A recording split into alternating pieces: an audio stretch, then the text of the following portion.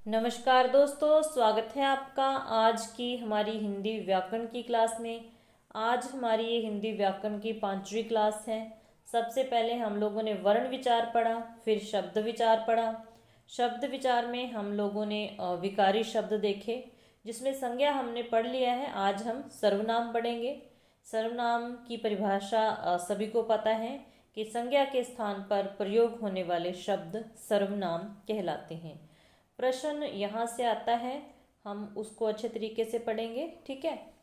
और इस तरीके से पढ़ेंगे कि एग्ज़ाम में आने वाला प्रश्न आपका गलत ना हो, खास करके एस्टेट में।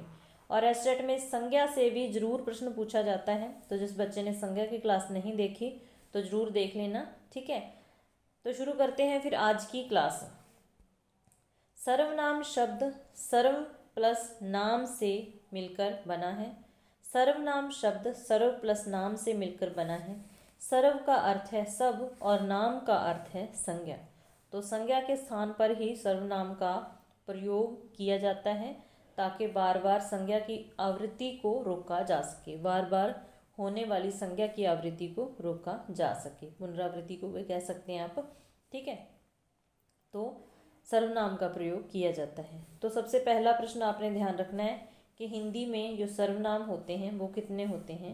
11 होते हैं। हिंदी में सर्वनाम कितने होते हैं? 11 होते हैं। मैं, तू, आप, यह, वह, जो, सो, कोई, कुछ, कौन, क्या। तो ये सारे क्या हैं? सर्वनाम हैं। 11 इनकी संख्या है। अब हम पढ़ते हैं सर्वनाम के भेद। बिल्कुल आसान सा है, बस थोड़ी सी समझ की ज़रूरत है। आपका प्रश्न बिल्कुल अच्छे से ठीक होगा, ठीक है। तो सर्वनाम के कितने भेद होते हैं? 6 भेद होते हैं। सबसे पहला जो भेद है वो है पुरुषवाचक सर्वनाम, ठीक है। सबसे पहला भेद कौन सा है? पुरुषवाचक सर्वनाम। आगे पुरुषवाचक सर्वनाम के 3 भेद होते हैं, उत्तम पुरुष, मध्यम पुरुष और अन्य पुरुष, ठीक है। उत्तम पुरुष वो जो बात कर रहा है, या आप वक्ता कह सकते हैं, ठीक है। मैं, हमने, तो ये क्या है? उत्तम पुरुष। उसके बाद आ गया मध्यम पुरुष, सुनने वाला, श्रोता, तू, तुमने, ठीक है। तू, तुमने, वो क्या हो गया? मध्यम पुरुष, ठीक है।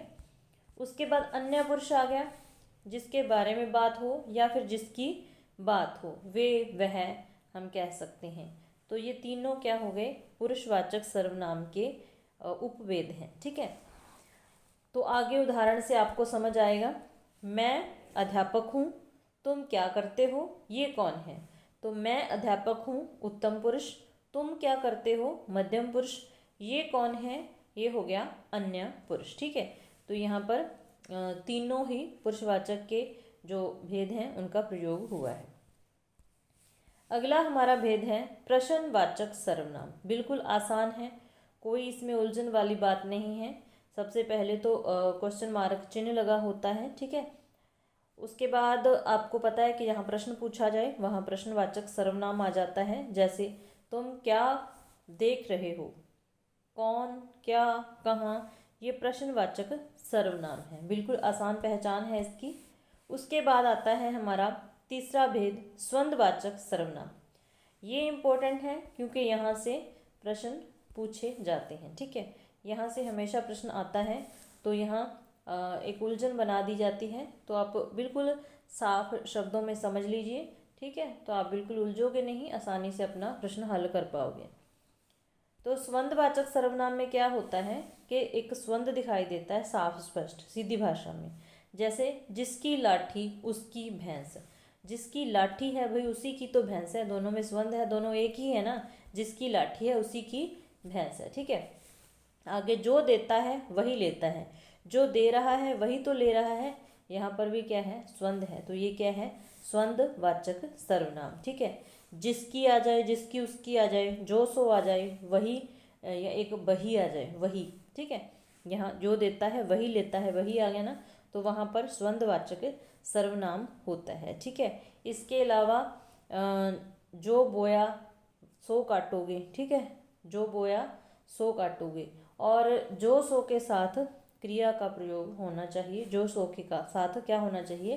क्रिया का प्रयोग होना चाहिए। इसकी भी आपको पहचान रखनी है। चौथा जो हमारा भेद है वो है निश्चयवाचक सर्वनाम। निश्चय मतलब किसी चीज़ का निश्चय होना, पक्का पक्का होना कि हाँ यही है, ठीक है। यह मेरी कलम है, तो यहाँ पर क्या है, निश्चय दिखाई दे रहा है, यह मेरी कलम है। यह आ जाए, वह आ जाए, ये आ जाए, वे आ जाए, ठीक है, इसमें आते हैं, किसमें आते हैं, ये निश्चयवाचक सर्वनाम में आ जाते हैं, ठीक है। तो जैसे जे, यह किताब मेरी है, यह मेरा मकान है, इस तरीके से यहाँ पर पक्का पक्का पता हो कि हाँ यही चीज़ मेरी है, मतलब इसी चीज़ की बात हो रही है, तो वहाँ पर निश्चयवाचक सर्वनाम आ जाता है। उसके बाद अनिश्चयवाचक सर्वनाम आ गया। अनिश्चय मतलब संदेह है, पक्का पता नहीं है कि क्या है, कुछ है, ठीक है। तो यहाँ पर आ जाए कोई, कोई आया है, कोई आया तो है लेकिन ये पक्का नहीं कि कौन है, वो आने वाला कौन है, निश्चय नहीं है, तो यहाँ पर क्या हो जाएगा, अनिश्चयवाचक सर्वनाम हो जाएगा।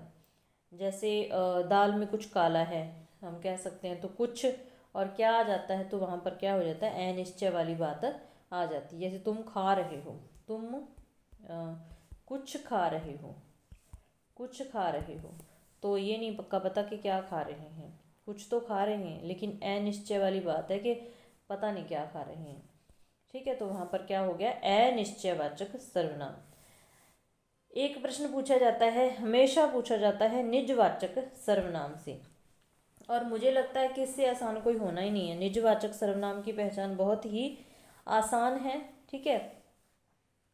तो सबसे पहले ये ध्यान रखना है कि निजवाचक सर्वनाम में क्या होता है कि जहाँ भी बात आ जाए खुद से कोई भी काम करने की बात, क्या आ जाए, खुद से काम करने की बात आ जाए, चाहे तो अपनी बात कर रहा है कोई, चाहे किसी दूसरे की कर रहा है, कि बच्चे अपना होमवर्क खुद करते हैं, मतलब खुद से कोई काम कर रहा है, तो वहाँ पर निजवाचक सर्वनाम हो जाता है। यह काम मैं आप कर लूँगा, तो अपने आप काम करने की बात हो रही है, तो निजवाचक सर्वनाम आ गया, ठीक है। आप कहाँ जा रहे हैं, आप कहाँ जा रहे हैं, तो मतलब एक ये भी प्रश्न पूछा गया था कि आप का प्रयोग कहाँ कहाँ होता है, मतलब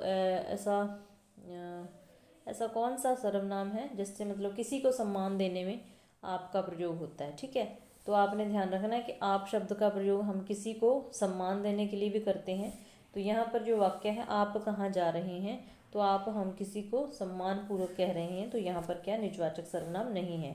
यह कार्य अपने आप ही कर लो, तो इसमें क्या आ जाएगा, निजवाचक सर्वनाम, किसी दूसरे को कहा जा रहा है कि यह काम अपने आप कर लो, ठीक है, तो यहाँ पर निजवाचक सर्वनाम है। तो ये हो गए सर्वनाम के भेद, उनकी पहचान। इतनी सी बात अगर किसी के समझ में आ गई तो यहाँ से आने वाला प्रश्न आपका गलत नहीं होने वाला, ठीक है। आगे हम कुछ प्रश्न देखते हैं ताकि थोड़ा सा आपको और क्लियर हो जाए। आप भला तो जग भला वाक्य में सर्वनाम के किस भेद का बोध होता है, तो करके देखिए किसका होता है। निजवाचक सर्वनाम है, अनिश्चय है, प्रश्नवाचक है, या फिर संबंधवाचक है। तो सीधा सीधा दिखाई दे रहा है कि अपना भला तो जग का भला, आप भला तो जग भला निजवाचक सर्वनाम है, ठीक है। अगला है, किस क्रम में निश्चयवाचक सर्वनाम का सही उदाहरण है, तो अरे नालायक, तू इधर क्या कर रहा है, ठीक है। यह पुस्तक देखो, कोई कुछ भी कहे हमें क्या, आपका शुभ नाम क्या है।